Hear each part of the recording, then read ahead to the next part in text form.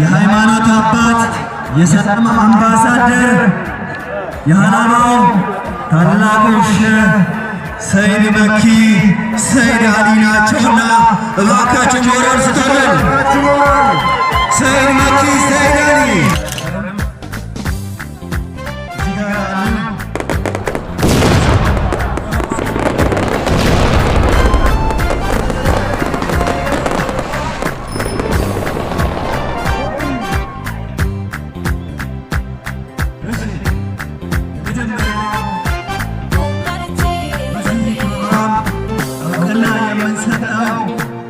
የሀገር መሪ የሃይማኖት አባት የሰላም አምባሳደር የሃላማው ታላቁ ሼህ ሰይድ መኪ ሰይድ አሊ ናቸውና እባካችሁ ሞራል ስጡልን።